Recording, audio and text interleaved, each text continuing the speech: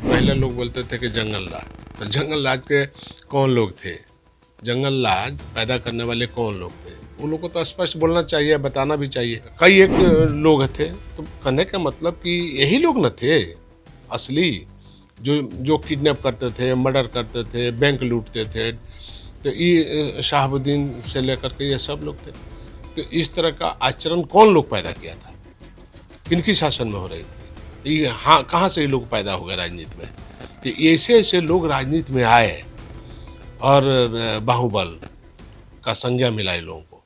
90 के दशक में बिहार की राजनीति में लालू प्रसाद जब शासन में आए थे, उसके बाद से उनके लगातार सहयोगी कहें, विश्वस्त कहें, सलाहकार कहें, उसमें एक नाम आता था साधु यादव का। और लगातार वो उनके साथ रहे थे और उसके बाद सांसद भी बने, विधायक भी बने। और आज फिर मेरे साथ साधु यादव जी हैं। हालांकि इस बीच में दोनों के संबंधों में कई तल्खियाँ आई हैं, दूरियाँ आई हैं, लेकिन कई ऐसे मौके आते हैं जब अपने सलाह देने से साधु यादव पीछे नहीं हटते हैं। एक बार फिर चुनाव की घड़ी है और लगातार जो लालू परिवार है वो विपक्ष और हम कहें कि बीजेपी या फिर दूसरे जेडीयू या के निशाने पर रहे और लगातार परिवारवाद को लेके हमले हो रहे हैं। और जिस तरीके से लालू प्रसाद यादव ने पहले अपनी दोनों बेटियों को पिछले दिनों हुई रैली में लॉन्च किया और उसके बाद दोनों बेटे राजनीति में हैं, तो क्या कुछ है साधु यादव, क्या आज के दिनों में अगर साधु यादव साथ होते तो क्या सलाह देते?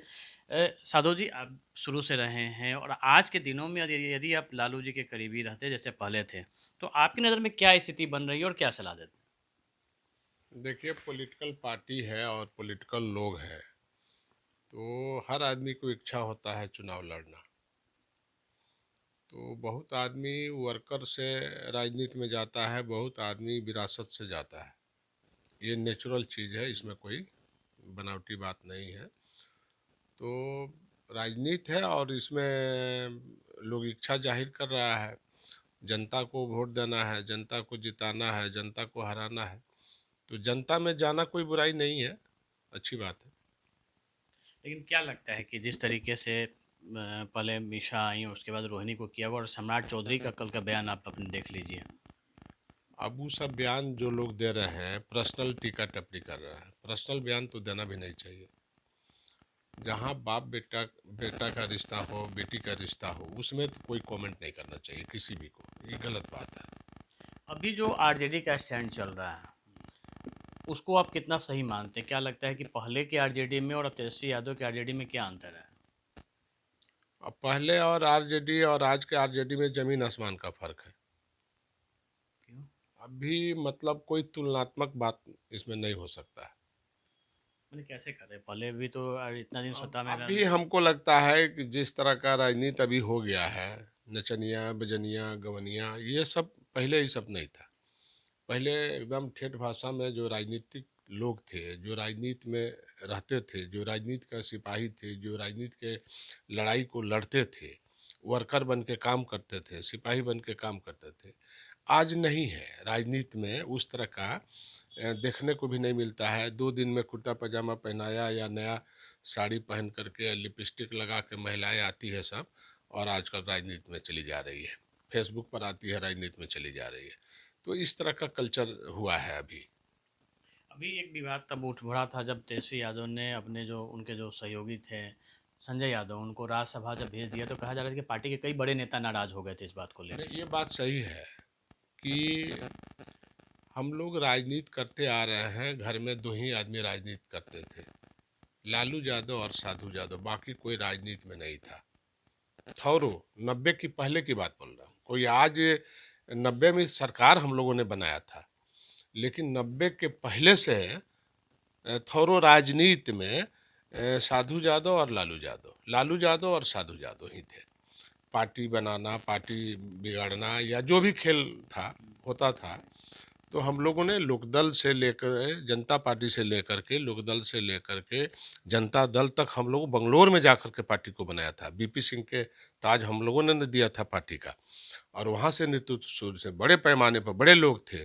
चौधरी देवीलाल जी थे, चौधरी अजीत सिंह थे, लालू प्रसाद जी थे, मुलायम सिंह जी थे, जज फर्नांडिस थे, अटल बिहारी वाजपेयी थे, लाल कृष्ण आडवाणी थे। एक मैंने मोर्चा बना था, जिस मोर्चे में ज्योति बसु थे, बीजू पटनायक थे, एन.टी. रामाराव थे, माने देश के, माने यहाँ से लेकर के कश्मीर से लेकर कन्याकुमारी, या सारा देश के लोग जो है प्रफुल्ल महंता थे असम का।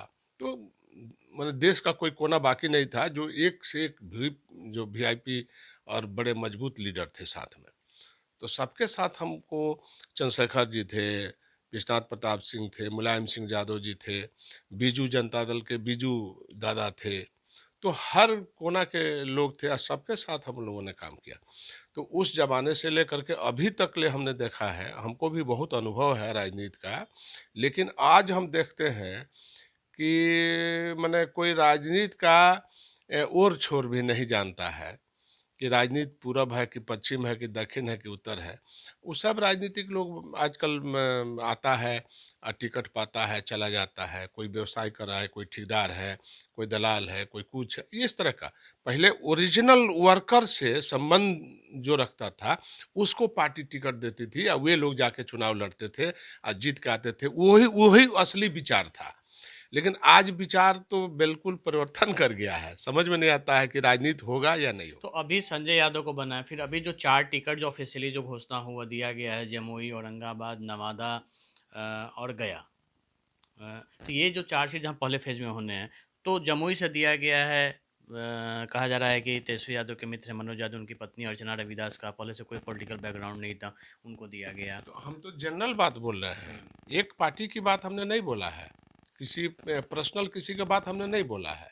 हम तो राजनीति का जो अभी कल्चर जो हुआ है उस पर हम बात कर रहे हैं।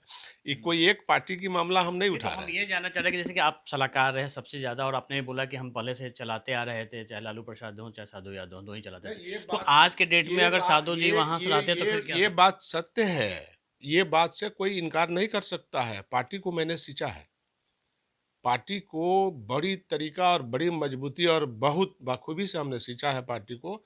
ऐसा नहीं है, सरकार को भी हम लोगों ने सींचने का काम किया, पार्टी को भी सींचा है, पार्टी चलाया भी ढंग से। लालू प्रसाद जी सरकार चलाते थे, पार्टी नहीं, लेकिन पार्टी हमने बढ़िया से ऑर्गेनाइज किया पार्टी को।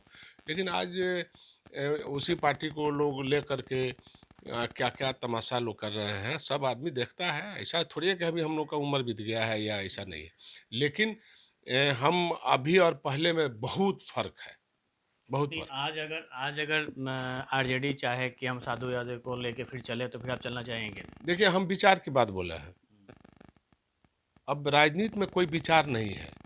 अब आपको बता रहे हैं कि ललन सिंह ने लालू प्रसाद जी पर एफआईआर किया, और एफआईआर किया, केस किया, मुकदमा किया। एक तरफ हमको सुप्रीम कोर्ट जाते थे लालू प्रसाद जी के बेल के लिए, तो ललन सिंह बैठे रहते थे कि लालू यादव का बेल नहीं हो।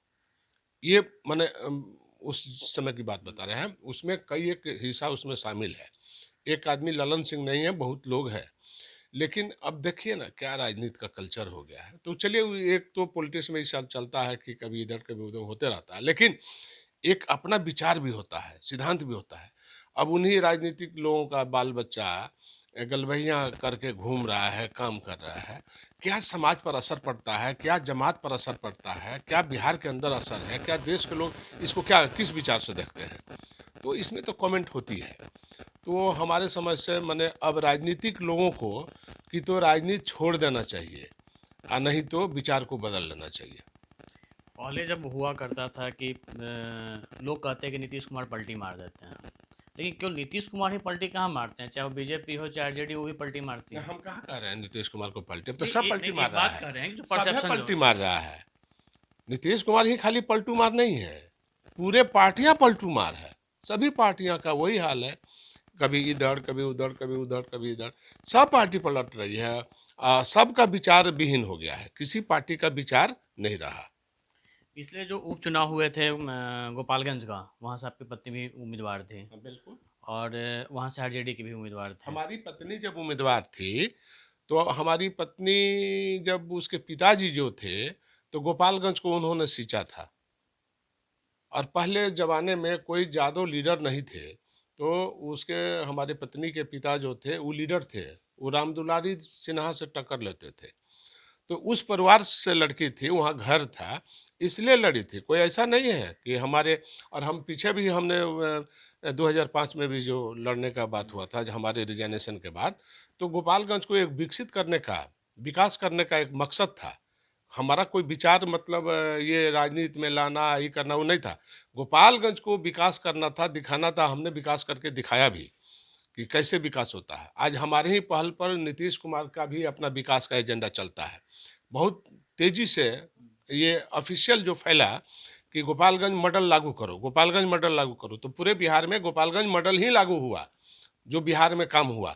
तो कहने का मतलब कि हमारा विचार था, मैं गोपालगंज को तरक्की और विकास और कई एक मुद्दा था जिसको हमको करना था पूरा।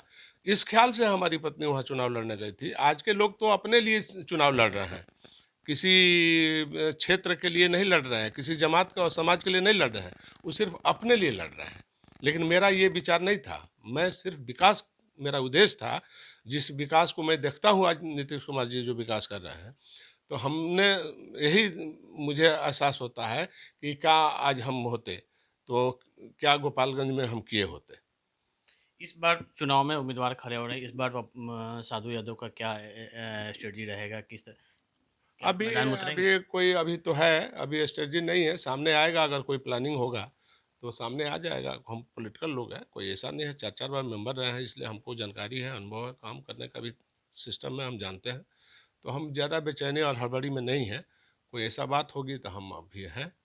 नहीं, एक बात तो लगता है ना कि इतना ज़्यादा पॉलिटिक्स में सक्रिय आदमी बिल्कुल अगर साइड में है, तो क्या प्लानिंग चल रही है आगे, क्या नहीं, एजेंडा? प्लानिंग देखिए, हम जिस पार्टी में हैं, हमारे पार्टी का मतलब यहाँ कुछ है नहीं। अभी आप किस पार्टी में? हम तो बीएसपी में हैं, तो अभी तो कुछ है नहीं यहाँ पार्टी में, कुछ है नहीं, बिल्कुल साफ साफ बात करते हैं कि कुछ नहीं है। जो भी है अपना बल पर लोग लड़ेंगे या लड़ते हैं, लेकिन पॉलिटिकल जो हमारी हिस्सेदारी या जो शेयर है, जो हमको मिलना चाहिए, किसी ने नहीं इसको स्वीकार किया, किसी ने नहीं दिया, ना लालू प्रसाद जी दिया, ना नीतीश कुमार जी दिए।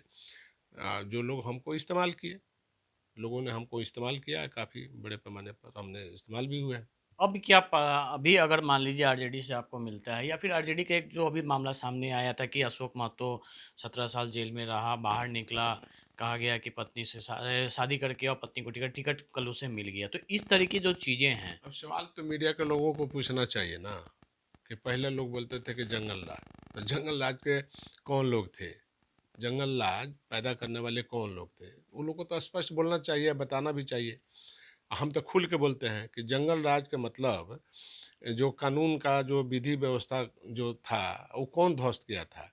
आपके तरफ शहाबुद्दीन ध्वस्त किए थे, इधर इधर के सुरेंद्र यादव जहानाबाद साइड में थे, उधर बाढ़ के इलाका में सूरजभान थे, उधर मोतिहारी साइड में राजन तिवारी थे, उधर मुन्ना शुक्ला थे मुजफ्फरपुर, इधर पश्चिम में सुनील पांडे थे, हुलास पांडे थे, गोपालगंज में सतीश पांडे और पप्पू पांडे थे। ये जमात थी, ये लोग सारे जंगल राज के उपाधि लेने वाले लोग थे। अखिलेश सिंह और अशोक महतो का भी अखिलेश सिंह गैंगवार भी है, और ये बहुत ही लोग के सामने आनंद सिंह थे, और ये आपके कई एक लोग थे। तो कहने का मतलब कि यही लोग न थे असली, जो जो किडनैप करते थे, मर्डर करते थे, बैंक लूटते थे। तो ये शहाबुद्दीन से लेकर के ये सब लोग थे। तो इस तरह का आचरण कौन लोग पैदा किया था, किनकी शासन में हो रही थी, तो ये हाँ कहाँ से ये लोग पैदा हो गए राजनीति में। तो ऐसे ऐसे लोग राजनीति में आए, और बाहुबल का संज्ञा मिला इन लोगों को। तो आज भी वही गतिविधि में चल रहा है, कोई फर्क कहाँ पड़ रहा तो है। कितना उचित मानते हैं जैसे अशोक अब महतो? देखिए, अब रामा सिंह किडनैपर आदमी थे, हम्म, सब दुनिया जानती है। रामा सिंह के परिवार के लोग राजनीति कर रहे हैं। तो कहने का मतलब आप समझ लीजिए, आनंद मोहन सिंह राजनीति कर रहे हैं, कलेक्टर के हत्यारा। तो आज उनके परिवार के लोग जो है एमएलए बन रहे हैं, पार्टियां टिकट दे रही है बुला करके। तो किस विचार की बात हो रही है आज के ज़माना में? गांधी जी का युग तो है नहीं, और गांधी जी के विचार को तो कोई अपनाया नहीं। बाबा साहब अम्बेडकर का संविधान का लोग बात करता है, उस वो भी संविधान का कोई मतलब नहीं रह गया है आज के डेट में। तो कहने का मतलब है कि किस विचार की बात लोग करता है राजनीतिक लोग। अब तो पैसा फेंको तो तमाशा देखो, सभी जगह पैसा की बाजार गर्म है। तो कौन राजनीति, गरीब वर्कर कोई राजनीति तो करेगा नहीं। कोई खेत बेचेगा, कोई होटल बेचेगा, कोई व्यवसाय कोई कर रहा है, कोई बालू माफिया आ रहा है, कोई दारू माफिया आ रहा है। तो कौन विचार की बात हो रहा है, किस विचार की बात हो रहा है? कोई गांधी युग तो है नहीं कि विचार की लोग बात करेगा। चलिए कर्पूरी कर्पूरी युग भी नहीं है, कर्पूरी ठाकुर का जमाना तो है नहीं। तो अब बहुत सारी बात है, कितना कहा जा नहीं, सकता है। अब साधु जी बताइए, चलते चलते जो है इस बार जो है लालू परिवार से तेजस्वी यादव हैं, तेज प्रताप यादव लगे हुए हैं, और अब दो बेटियां जो आपकी दोनों भांजी जो है मैदान में उतरने वाली जब हैं। हमारी पत्नी उतरी थी तो लोगों ने क्या बोला था, और आज क्या हो रहा है? आप लोग पूछिए, हमको क्या पूछना है? हमारी पत्नी में क्या बुराई था भाई?